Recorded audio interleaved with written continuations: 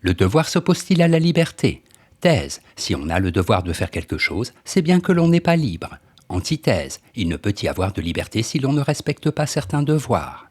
Thèse. Le devoir s'oppose à la liberté. En effet, le devoir est une obligation qui nous est imposée de l'extérieur. En tant qu'il n'émane pas de notre volonté et qu'il nous contraint à agir d'une manière déterminée, le devoir restreint notre liberté.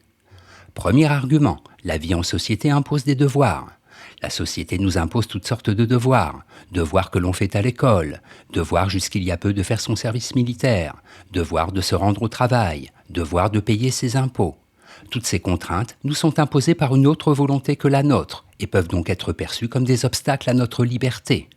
Deuxième argument, le devoir est la pression sociale intériorisée. Pour Durkheim, le sens du devoir résulte de l'intériorisation par l'individu des normes et des valeurs de la société. Le devoir est donc un ensemble d'obligations imposées par la collectivité à l'individu. Et plus la pression sociale est forte, moins les individus qui composent cette collectivité sont libres. Se marier et fonder une famille, même si on ne le souhaitait pas, a pu longtemps être considéré comme un devoir. Troisième argument, il faut suivre les commandements religieux. La religion impose aussi en général un certain nombre de devoirs. Les 10 commandements formulent des principes auxquels les croyants doivent se soumettre sous peine de damnation. Par ailleurs, les églises instituent un certain nombre de devoirs ou d'interdictions qui restreignent de fait les libertés individuelles. En bref, le devoir est une obligation à laquelle on doit obéir indépendamment de notre volonté. Il représente donc une restriction de notre liberté. Antithèse, le devoir ne s'oppose pas à la liberté. En effet, moralement et juridiquement, chacun a le devoir de ne pas menacer la liberté d'autrui. Je peux librement accomplir mon devoir. Le devoir est donc ce qui garantit la liberté plutôt que ce qui la brime.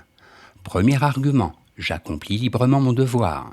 C'est une tentative au plus haut point condamnable que de vouloir tirer de ce qui se fait les lois de ce que je dois faire ou de vouloir les y réduire, dit Kant dans la critique de la raison pure. La pression sociale ne saurait en aucun cas me dicter mon devoir. Je trouve celui-ci plutôt à l'intérieur de moi-même, librement, comme impératif catégorique, comme loi universelle de la raison. Deuxième argument, le devoir n'émane que de moi. Il y a au fond des âmes un principe inné de justice et de vertu, dit Rousseau.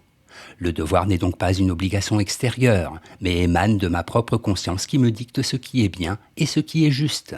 Si je décide moi-même de ce que je dois faire, ce qui est le propre de tout individu autonome et responsable, alors je suis libre.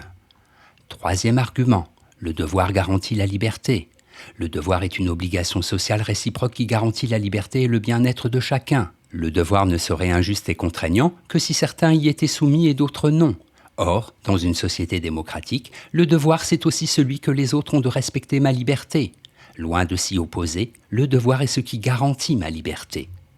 En bref, si je choisis librement de faire mon devoir, celui-ci n'est pas une contrainte. Chacun a le devoir de respecter la liberté d'autrui. Synthèse. Le devoir n'est pas une valeur très populaire aujourd'hui. Il est perçu comme une contrainte déplaisante, une exigence aliénante qui oblige l'individu à sacrifier sa liberté et son plaisir pour se soumettre aux commandements de la société. Le devoir est associé aux sociétés traditionnelles, paternalistes et autoritaires, où il est avant tout question de soumission à la famille, à la patrie, à l'honneur. Il semble avoir peu de place dans notre société permissive, où tout ce qui ne vise pas la jouissance immédiate passe pour être une restriction intolérable de la liberté, et où l'on revendique plus facilement ses droits que ses devoirs. Pourtant, ceux-ci sont inséparables de cela. Mais on préfère parler de responsabilité, terme qui connote des devoirs librement choisis, plutôt que le devoir, qui évoque des contraintes arbitrairement imposées. Notes et commentaires, intérioriser, adopter en les faisant siennes les valeurs et les interdits qui proviennent d'une instance extérieure, parents, société. Impératif catégorique, pour Kant, commandement inconditionnel. Le caractère de la loi morale est d'être un impératif catégorique, c'est-à-dire une obligation qui s'applique à tous, sans condition. Citation. Lorsqu'un imbécile fait quelque chose dont il a honte, il déclare toujours que c'est son devoir. Georges Bernard Shaw. César et Cléopâtre.